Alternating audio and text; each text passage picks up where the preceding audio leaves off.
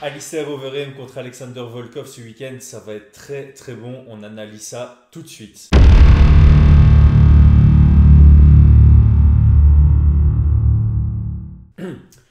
Alors, pas spécialement d'introduction pour celui-ci, on va se plonger directement dans les statistiques, comme d'habitude, avec ceux qui, selon moi, sont relativement importantes. Une statistique. Alors, on a Alistair Overeem qu'on connaît tous, on a Alexander Volkov qu'on connaît tous. Il y a une petite histoire autour d'Alistair Overeem qui est assez sympathique parce qu'il communique beaucoup sur le fait que c'est son dernier run pour le titre.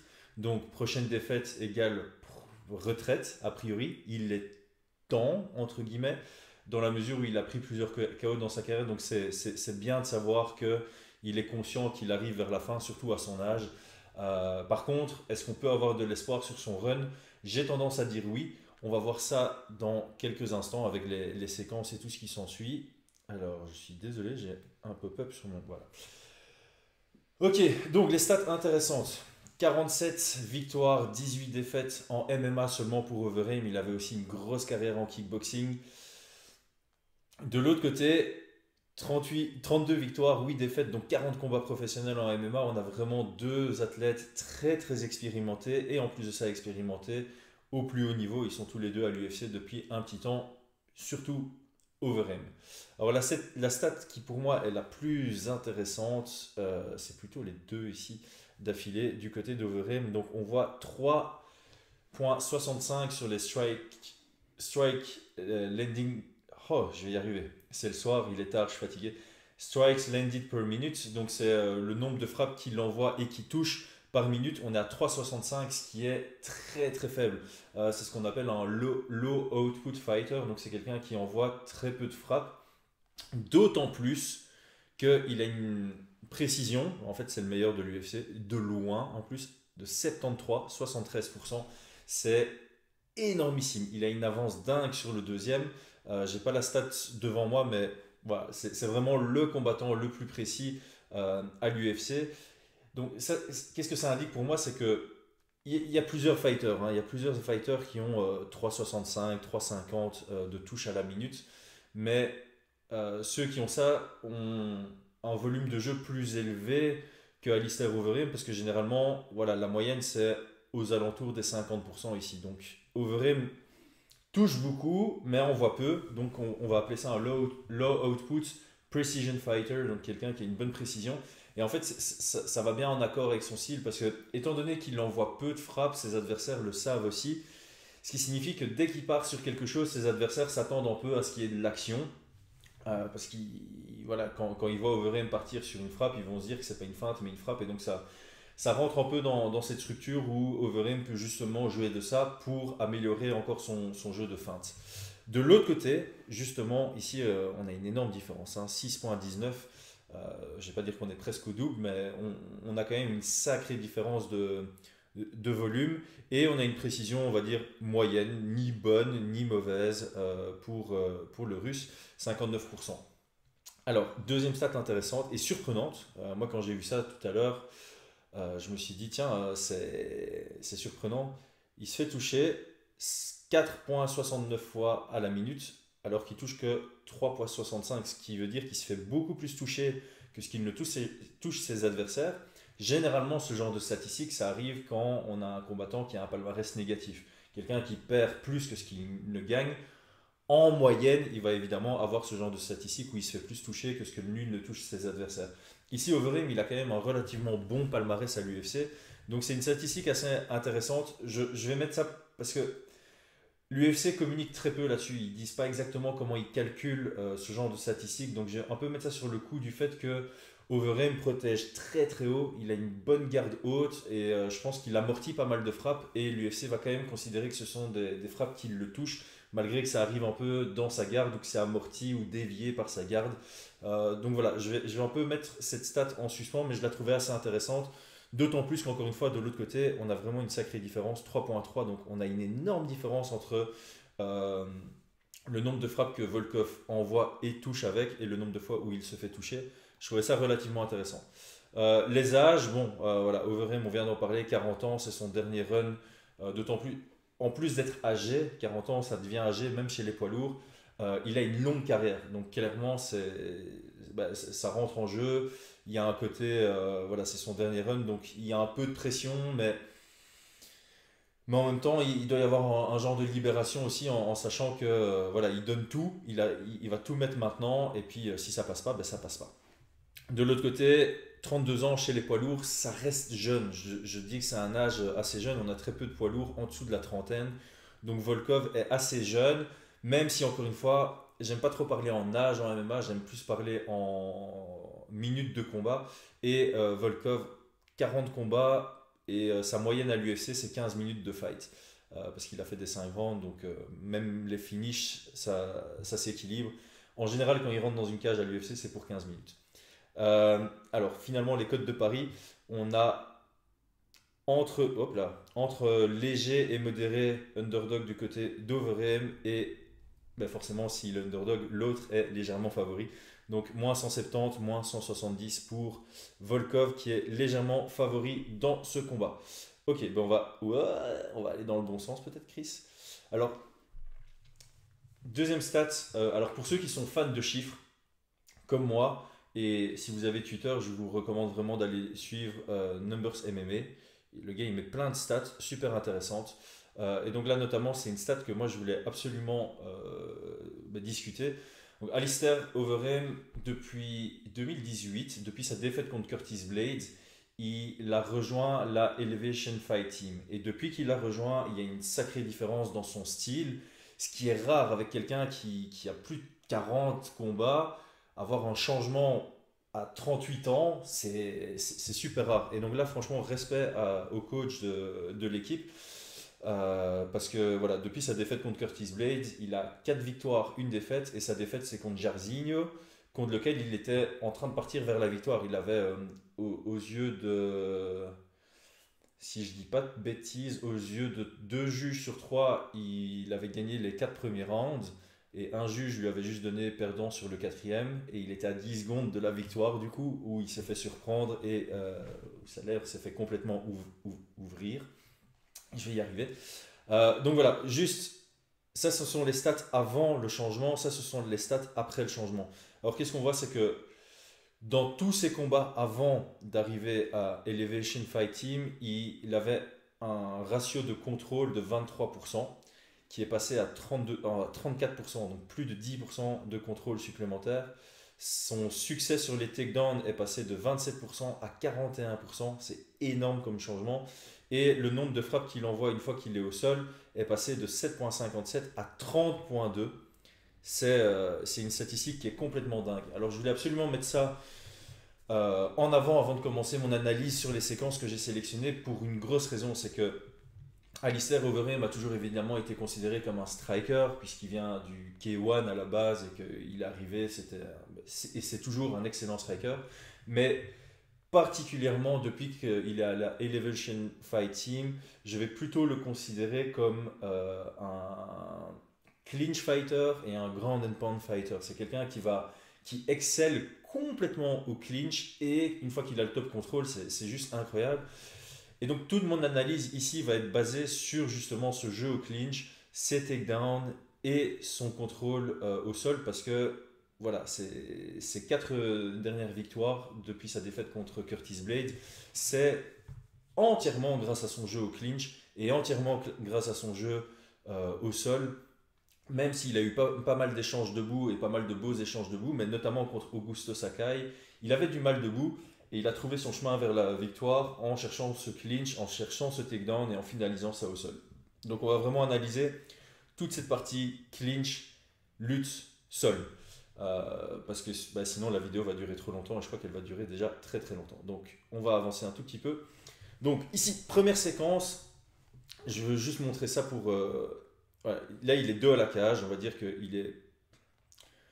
c'est pas lui qui a le contrôle, même si on est en 50-50. Et voilà, ici il y a une belle transition. Dans la transition, coup de genou qui est envoyé. Ça paraît anodin, mais si il y a un coup de genou qui est envoyé et que l'autre part directement sur un takedown, c'est que le genou fait mal. Takedown très très bien défendu ici avec le crossface du côté gauche, le overhook ici pour lever. C'est une belle défense, même si le takedown n'était pas. Le shoot n'était pas super profond. Et ici, de nouveau, Voilà, il défend, on va revenir. Hein. Défense, on sort de la cage, petite ouverture pour le genou, et alors regardez. Regardez à quel point il recule. Je vais peut-être pas mettre de ligne, mais regardez la réaction de Pavlovich quand il encaisse le genou. Il recule beaucoup. Ça montre qu'il a mal. En général, au clinch, quand on envoie des genoux, on voit les combattants qui les encaissent et c'est tout. Contre Overeem, chaque fois qu'il envoie un genou au corps, on sent une réaction, on sent une réaction chez l'adversaire et c'est là où il y a tout le génie à la Elevation Fight Team, c'est que Overeem a toujours eu des super bons genoux. Il a su bien les exploiter par le passé, mais aujourd'hui, il les exploite de manière vraiment optimale.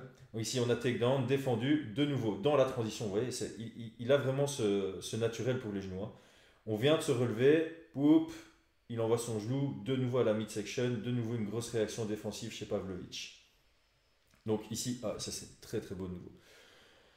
Alors, je vais revenir au bon endroit. Désolé, ça met un peu de temps. Ici. On vient chercher le underhook du côté d'Overeem pour lever le bras de Pavlovich. Quand on lève le bras, il y a une ouverture ici aux côtes. Donc je vais mettre ça en vitesse réelle. Il lève, ouverture trouvée, genou envoyé. La réaction de Pavlovich, c'est incroyable. Il est tout droit ici. Il va prendre le genou. Bah il recule de 30 cm ses hanches tellement c'est puissant et tellement ça a de l'impact. Alors ici, contre Oleinik, très très beau aussi. Voilà, ça c'est juste très intelligent.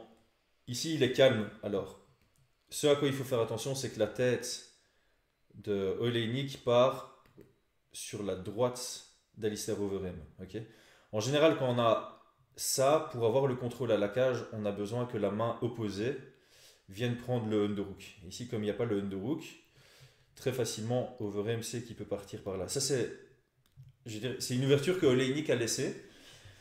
Mais ça reste un beau travail de Overeem qui montre vraiment toute son expérience ici. Donc hop, il prend la sortie sans problème. Et dès qu'on est sorti, gros coup de genou dans la midsection. De nouveau, on voit une réaction défensive chez Oleinik. Et puis Oleinik qui vient défendre la midsection. Et là, on a Overeem qui va feinter le genou au corps pour envoyer un switch genou à la tête.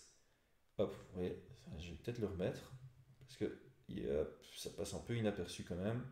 Donc ici, il va feinter ce genou-là qui venait d'envoyer à la midsection et qui fait peur. Et au final, il va sauter vers la tête avec son genou gauche.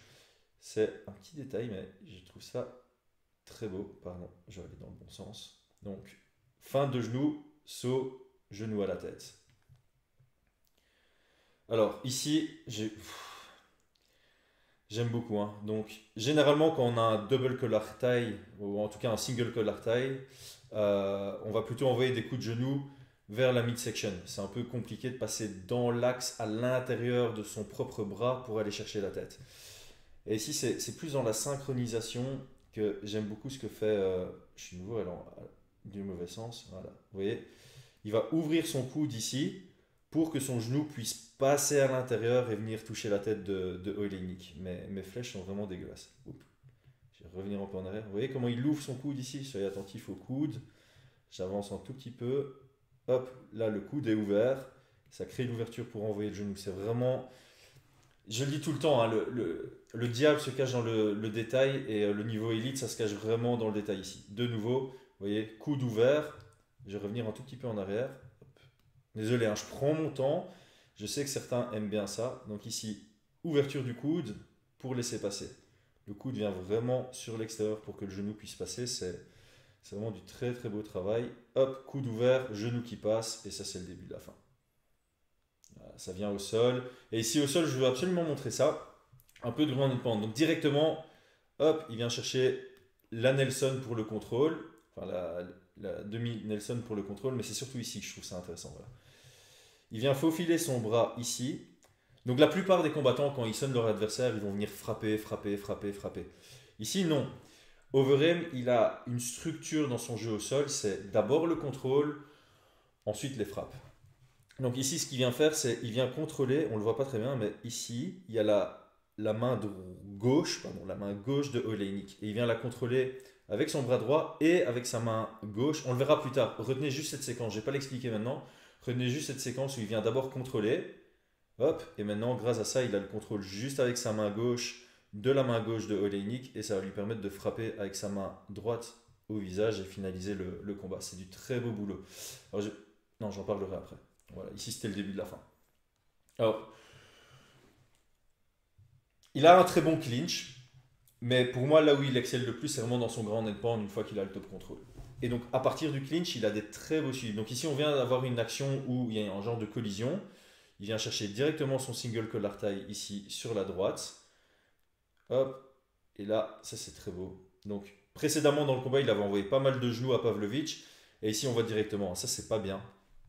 Lever une jambe alors qu'on est à l'ouvert, c'est perdre l'équilibre. On voit que Overeem voulait envoyer un genou. Et donc, pour défendre, étant donné que Pavlovich a sa main ici en overhand, on va dire, sur la nuque d'Overeem, il ne sait pas défendre sa midsection avec sa main, donc il vient défendre avec sa jambe.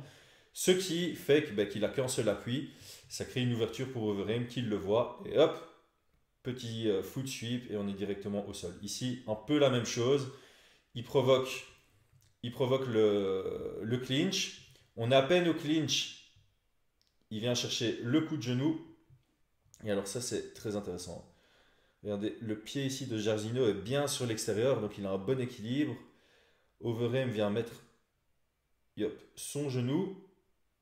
Et regardez où est le pied maintenant de Jairzinho. Il est vers l'intérieur. Du coup, Overeem peut passer sur l'extérieur et partir sur son takedown avec le body lock en 50-50. Donc ça c'est vraiment très très beau de nouveau. Alors ici à la cage, évidemment quand on travaille au clinch, on l'a vu dans ces statistiques, ces statistiques ne font qu'augmenter sur le contrôle, notamment le contrôle à la cage. Alors ça je vais vous le montrer parce que je crois que j'ai vu ça qu'une fois en poids lourd à l'UFC, c'est chez Romanov qui est un de mes prospects à suivre en 2021.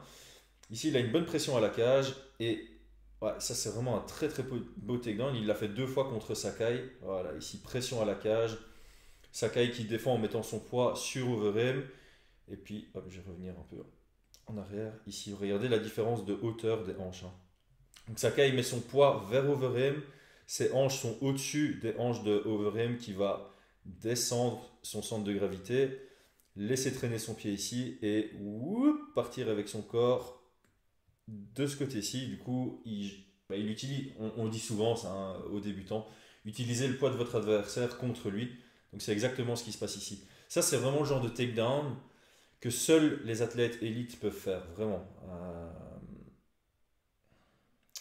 Comme je le disais, seuls les athlètes élites peuvent le faire. Ici, le meilleur exemple, Brian Boulan contre Chris Edwards, Brian Boulan contre Corey Tate.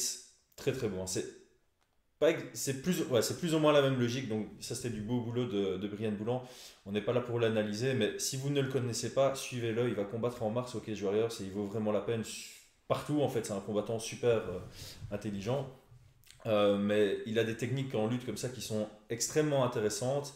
Et je me demande s'il n'a pas fait un tutoriel justement sur ces takedowns. J'aurais dû aller vérifier avant la vidéo. Si c'est le cas, je mettrai le lien en description pour aller voir ces tutoriels sur ces takedowns là. Donc ici, lutte à la cage, pour une fois, c'est pas lui qui a le contrôle. Ça, j'ai juste envie de montrer. On le voit pas très bien ici, mais il va utiliser son bras gauche pour venir chercher le underhook. On va le voir dès que la caméra change. Ah, j'allais dans le mauvais sens de nouveau. Bien joué, Chris. Alors ici, vous voyez, son bras vient chercher le underhook. Dès qu'il a le underhook, il vient chercher le body lock. Et une fois qu'il a le body lock, très très beau takedown ici avec le outside trip. Voilà, donc bon clinch. Franchement, honnêtement, bon takedown, surtout à la cage, surtout à partir du clinch. On a vu son pourcentage de réussite qui commence à augmenter et au-dessus de 40%, ça devient intéressant, surtout chez les poids lourds. Et alors ça, c'est vraiment là où pour moi il excelle le plus. Alors ici, je fais une petite pause pour parler de ça parce que ça reste bon, c'est on va dire le système Overeem, mais qui est un système qui est très intéressant pour les combattants de MMA. Donc quand on est au sol, on va pas envoyer de kick. Ok, ça paraît con ce que je dis, mais ok, restez avec moi. On va généralement envoyer soit des frappes, donc soit des coups de poing, soit des hammer fist, soit des coups de coude. C'est un peu les trois options qu'on a. Les coups de boule sont plus autorisés, les coups de genoux sont assez rares, ça va être plus en tortue ou en side control, mais là on va se concentrer vraiment sur les points. Pareil, au sol, quand on est En dessous, on va généralement évidemment défendre avec les avant-bras, une garde classique. Donc, on va plus ou moins décortiquer ça comme en disant il y a deux éléments pour défendre, deux éléments pour attaquer. Il y a la main droite pour défendre, la main gauche pour défendre, avec évidemment la main jusqu'à l'avant-bras, les coudes. Et pour attaquer, pareil, il y a le poing droit, le poing gauche, et on peut changer les angles, hammer fist, crochet, direct ou utiliser les coudes. Très souvent, on voit les athlètes pas spécialement essayer de contrôler une défense de l'adversaire. Du coup, on est en 2 contre 2. Donc, on a deux options pour attaquer, on a deux options pour défendre. Ça fait 2 contre 2. Et j'ai l'impression qu'il y a beaucoup d'athlètes qui se disent ça sert à rien ça change rien d'avoir deux options pour attaquer contre deux options pour défendre ou une option pour attaquer contre une option pour défendre. Pour moi, ce calcul est faux. Parce que, en fait, quand tu as deux options pour attaquer, tu vas généralement en utiliser qu'une. C'est très très rare d'attaquer avec les deux, comme ça, ou je sais pas trop. En général, on va attaquer soit avec droite, soit avec gauche, puis alterner, soit faire gauche, gauche, droite, gauche, droite, gauche, droite, peu importe. Donc on attaque avec un, alors que l'autre, si on attaque qu'avec un en alternance, l'autre il peut toujours défendre avec les deux. Si je contrôle un bras de mon adversaire, je vais toujours pouvoir attaquer qu'avec un, mais du coup il n'a plus qu'une défense, pas deux. Donc c'est pas une attaque contre deux défenses, mais une attaque contre une défense, ce qui est très intéressant. Donc j'espère que vous avez suivi jusque-là, parce que je vais essayer d'expliquer ça ici. Donc Overeem, du coup, ce qui vient tout le temps, pas tout le temps, mais très souvent chercher, il vient chercher un contrôle avec une de ses armes pour attaquer avec l'autre arme et faire en sorte que son adversaire n'ait qu'une seule défense. Et généralement, il aime bien croiser. Donc ici, main droite de Alistair Overeem qui vient contrôler le poignet gauche de Waltaris. Donc ici on est vraiment en croisé et ça c'est une technique que j'aime bien, faire passer le bras devant son adversaire pour mettre une pression vers l'arrière. C'est un très très bon moyen de venir chercher le dos, ça marche très bien chez les poids lourds. Par contre ici il vient pas chercher le dos, mais ça c'est un contrôle que j'apprécie particulièrement. Donc ici il a un très très bon contrôle, il essaye de frapper, par contre il n'a pas la bonne posture. Donc qu'est-ce qu'il va faire? Ok, j'ai pas le bon équilibre ici. Voilà, donc on ne le voit pas très bien, mais ici on a Waltaris qui vient se poser sur son avant-bras droit. Qu'est-ce que Overeem va venir faire? C'est avec sa main gauche, il vient chercher le poignet, ou plutôt l'avant-bras, et avec sa main droite, il vient prendre le two on one. Donc il vient avec ses deux mains contrôler, donc ces deux mains qui peuvent attaquer, contrôler une défense de Waltaris. Une fois qu'il a la défense, vous voyez, là il tire vers l'arrière. Du coup, Waltaris, il ne sait plus du tout prendre appui sur son avant-bras, il est obligé de tomber sur son épaule et sur sa tête. Et là, il est vraiment dans une position très très désagréable. Il était en two on one. Une fois qu'il a pris le contrôle, il n'utilise qu'une seule main ici. Il utilise sa main droite pour contrôler derrière le dos et il aura sa main gauche pour venir frapper Waltaris. C'est superbe. Et donc là, Waltaris n'a plus qu'une seule main pour défendre. Et comme je disais, là, il faut jouer sur les angles. Donc là, il revient prendre le two on one et puis il vient attaquer. Là, vous voyez, frappe lourde et vient attaquer et attaquer et attaquer. J'ai pas mis la suite parce que ça met du temps jusqu'au moment où il arrive à vraiment envoyer des frappes qui sont highlight. Mais ici, on n'est pas pour les highlights, on est pour l'analyse. Donc ça, c'est vraiment une stratégie qui est très très intéressante chez Overeem et qui fait souvent, c'est quelque chose que Khabib utilise beaucoup, c'est quelque chose que Gegard Mousasi utilisait beaucoup aussi et qui fonctionne très bien. Donc ici, de nouveau, hein, hop, je vais revenir un tout petit peu en arrière. La main gauche de Overeem contrôle la main droite de Sakai. Du coup, il peut taper avec sa main droite et Sakai n'a que sa main gauche pour défendre, ce qui laisse pas mal d'ouverture. Vous voyez, ici, très très facilement, son hammer fist est passé. Ici, on voit mieux. Hein. Là, le contrôle, et du coup, on a une défense contre une attaque. C'est vraiment ça. Et puis, la défense, elle doit un peu. Elle ne s'est pas protégée toute la tête, elle s'est protégée qu'un côté de la tête, donc généralement, elle va venir chercher loin, et c'est là où on peut jouer avec les angles. Soit partir sur des larges crochets, soit sur des hammer fist, soit, et ça j'aime beaucoup, les coups de coude au corps. C'est très très peu utilisé. Voilà. Ici, il met un coup de coude au corps. Sakai essaye de sortir en fait. Hein. Il essaye de créer de l'espace et Overeem profite pour passer la garde. C'est vraiment de l'excellent boulot. Son système est en place.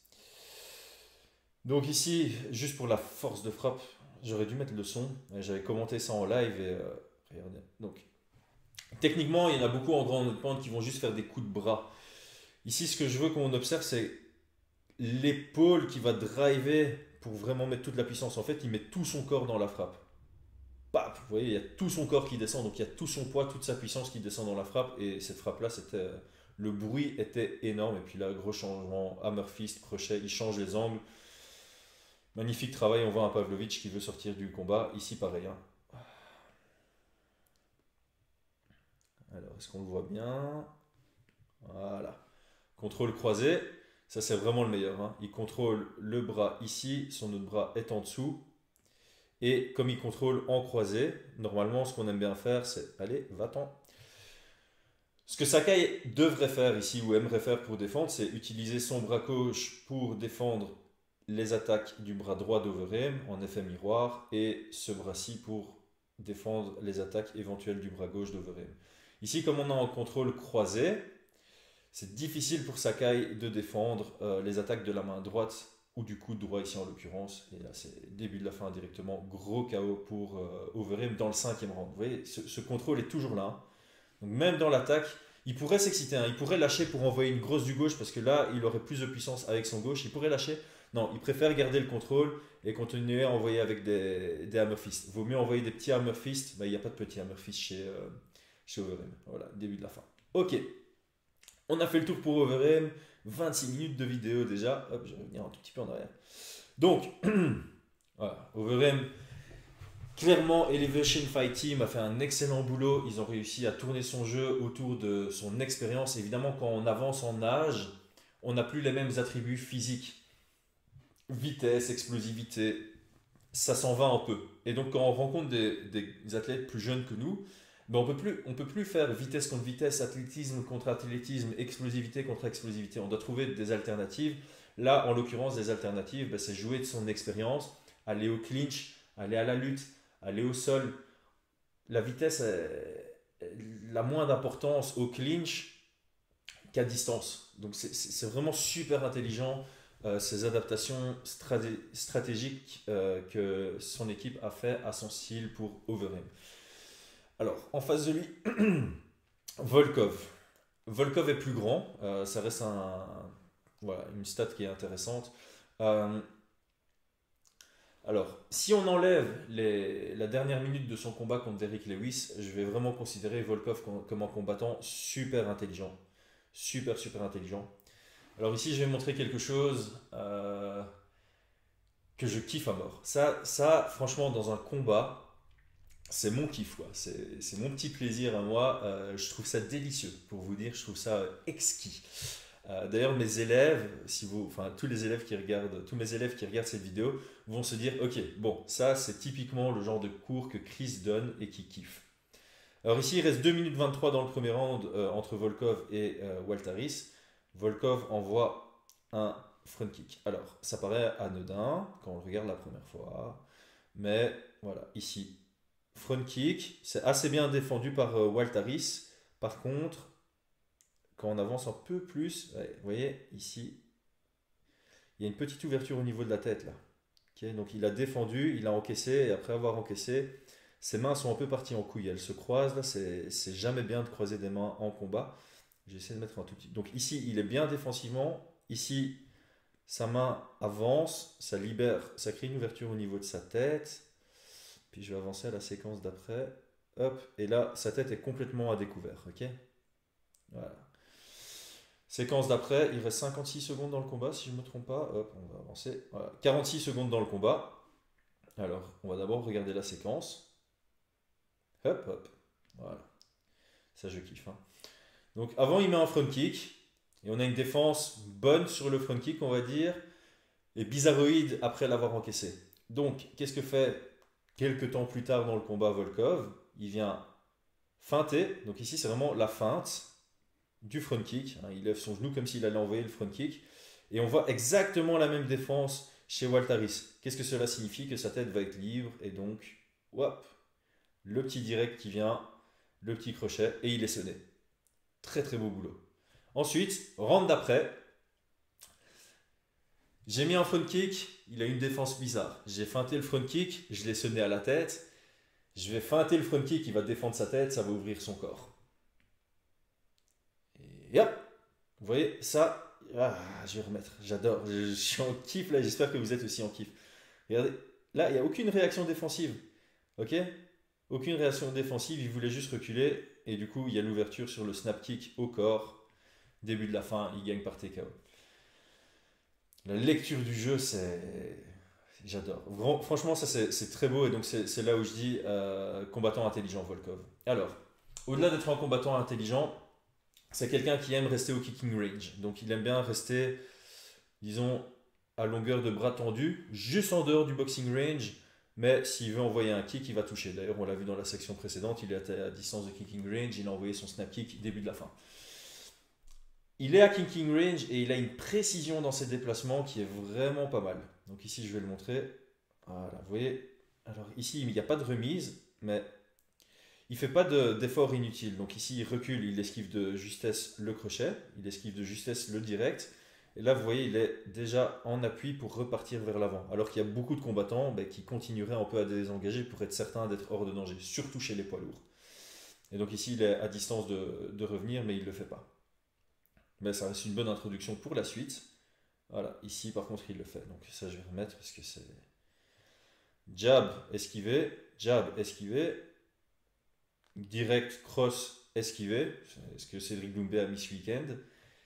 Et là de nouveau, il ne va pas désengager davantage. On voit qu'il a du poids sur sa jambe arrière pour venir repartir vers l'avant. Et ici il repart vers l'avant et il chope les ouvertures qui sont créées par l'engagement de Walt Harris.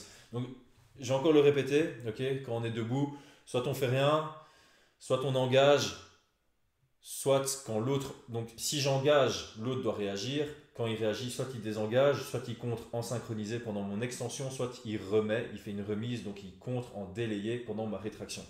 Volkov est très très bon pour les remises. Il aime bien, quand son adversaire engage, esquiver de justesse et surtout grâce à sa taille, pouvoir réattaquer par derrière sur les ouvertures qui ont été laissées par son adversaire, comme on vient de voir ici et comme on va voir dans les séquences après. Donc ici pareil, Derrick Lewis envoie sa frappe, hop, il roll with the punch et il reste à distance et ici on a un contre avec son crochet arrière, on ne le voit pas très bien.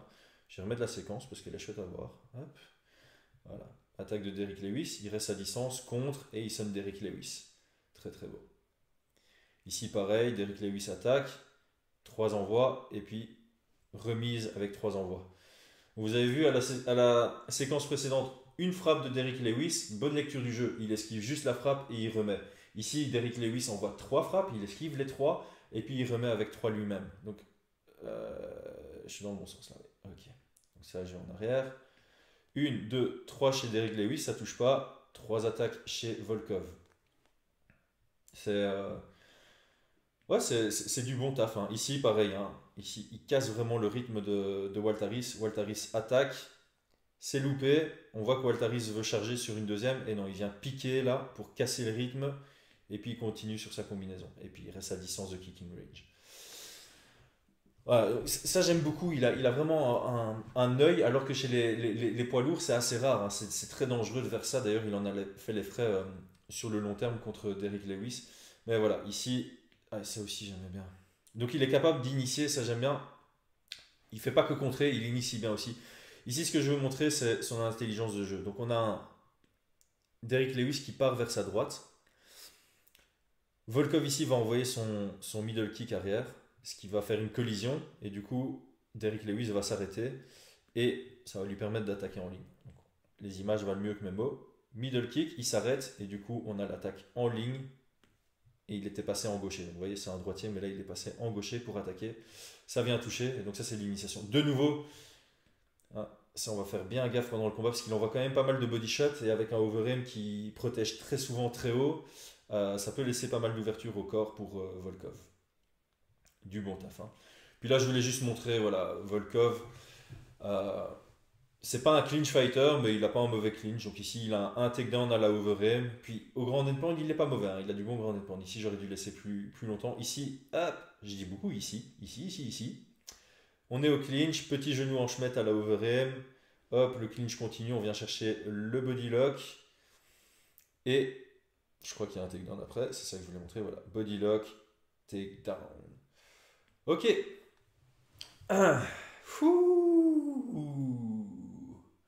La pub. Merci à toi d'être connecté à ma chaîne YouTube. Si mon contenu te plaît, il y a plusieurs façons de remercier mon travail, même si c'est un travail de passionné. Tout est rapide, facile et pour la plupart gratuit. Tu peux commencer par liker la vidéo et t'abonner à ma chaîne. Tu peux aussi commenter pour donner un peu de vie à ma chaîne YouTube. Je réponds à tous les commentaires. Si tu aimes vraiment, vraiment bien cette vidéo et que tu veux en faire profiter tes potes, partage. Et au final, le meilleur moyen pour m'aider, si tu aimes vraiment le contenu et que tu aimes le MMA, j'ai écrit 2 livres. Mon dernier, il est encore disponible sur Amazon. Mon premier aussi, L'art de la bagarre. Je t'invite vraiment à te l'octroyer. Ça me fera plaisir et je suis sûr que ça te fera plaisir. On est reparti dans la deuxième partie de la vidéo. Ok, j'ai fait la pub un peu tard, mais c'est pas grave.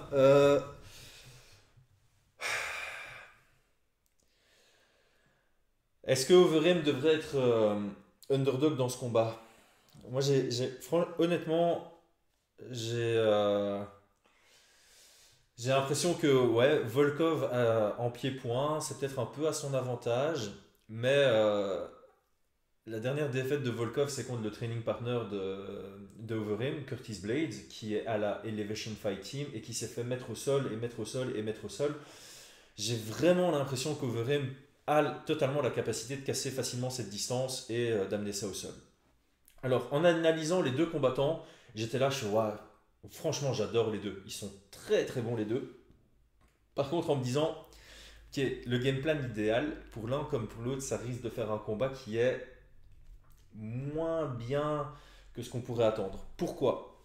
Parce que pour moi, du côté de Overeem, on doit jouer sur la patience, on doit utiliser beaucoup de feintes. Pourquoi? Parce que si, comme je le disais au début, Overeem engage et ne fait qu'engager, ça va donner des lectures faciles à Volkov qui va pouvoir remiser derrière assez facilement. Par contre, s'il feinte beaucoup, il va feinter, Volkov va anticiper et vouloir peut-être contrer, et c'est là où il va y avoir des ouvertures pour casser la distance et shoot. Donc, voilà, je pense que Overeem va devoir être très patient dans son approche, chercher les opportunités, les ouvertures que Volkov lui laisserait pour aller chercher le clinch, être vraiment précis dans sa recherche du clinch et une fois qu'il a le clinch, commencer son travail à partir de là sans jamais le lâcher, amener ça au sol et finir en grand endpoint. Je pense vraiment qu'il a cette capacité. Évidemment, ça reste Overeem, ça reste un combat de poids lourd. Je ne dis pas qu'Overeem n'est pas capable de le mettre KO à distance comme il l'a fait contre Arlovski par exemple. Totalement, il en est capable. Mais en MMA, et j'ai l'impression qu'Overeem a bien compris ça maintenant, surtout sur cette fin de carrière, il avait moins compris dans sa mauvaise période quand il a perdu contre Bigfoot Silva, etc. etc. Mais aujourd'hui, j'ai l'impression qu'il a vraiment compris ça. C'est pas parce que tu es meilleur. Si tu te sens meilleur que ton adversaire debout, c'est pas pour autant que c'est la meilleure option de rester debout. Georges Saint-Pierre, c'est l'initiateur de ça. Il avait dit ça contre Ned Diaz.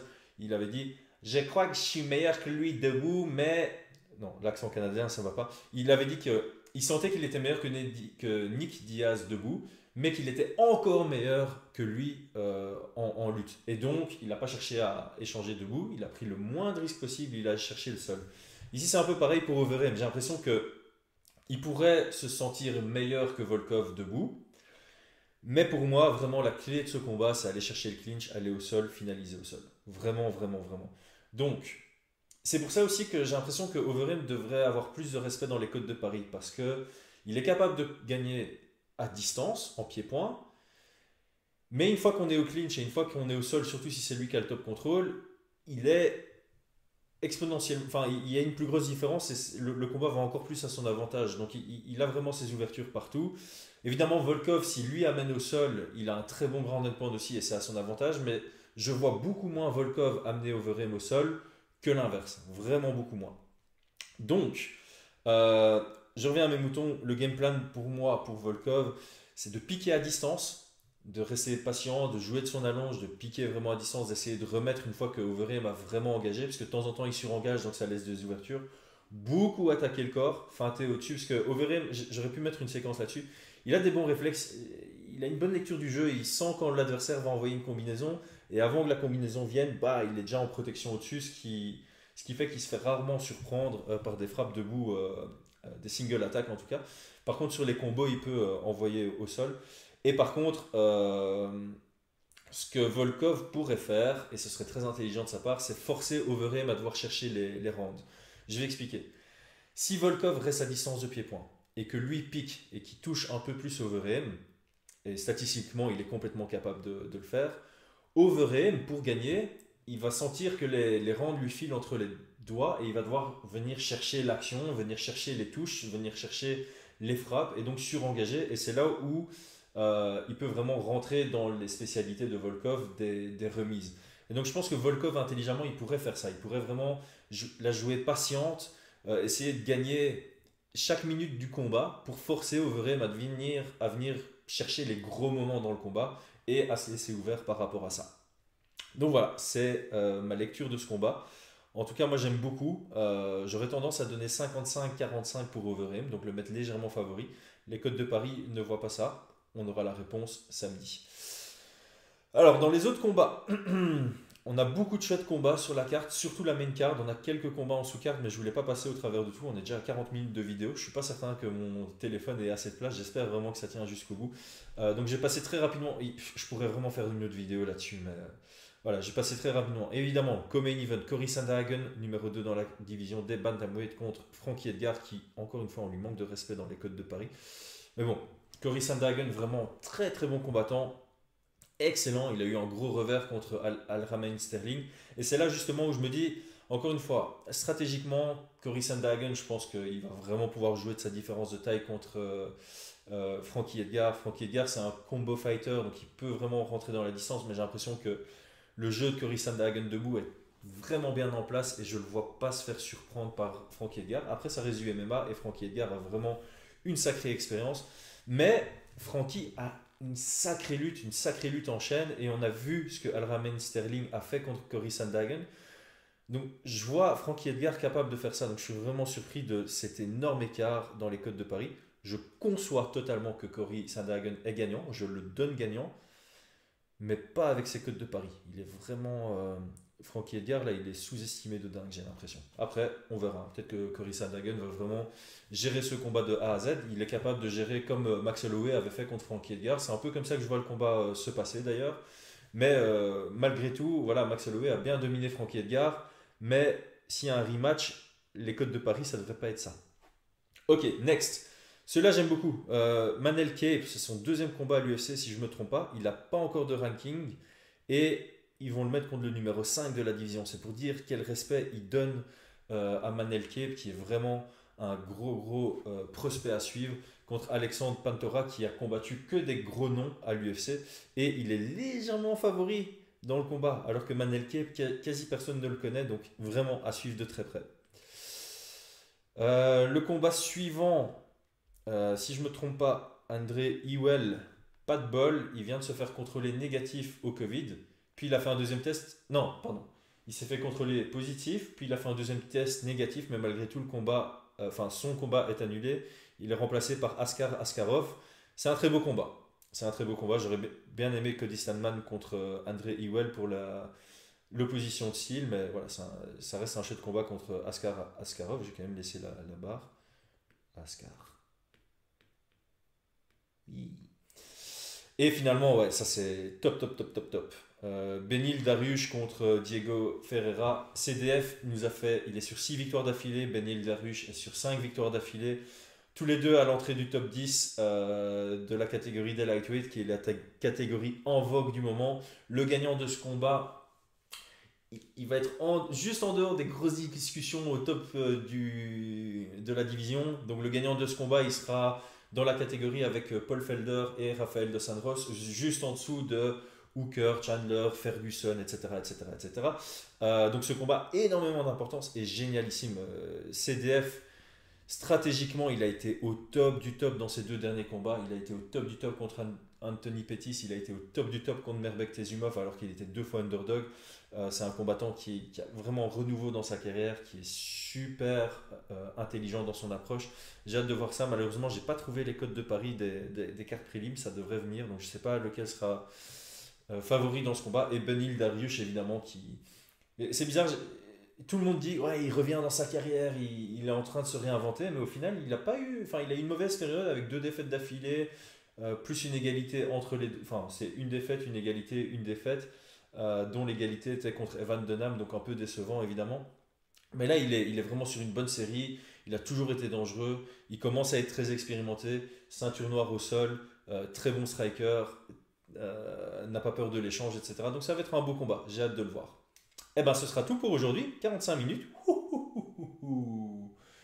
Yeah! Yeah! Ok, merci à tous ceux qui ont tenu le coup jusqu'ici. Comme d'habitude, hein, likez, partagez, commentez. Vous avez compris le truc, achetez mon livre.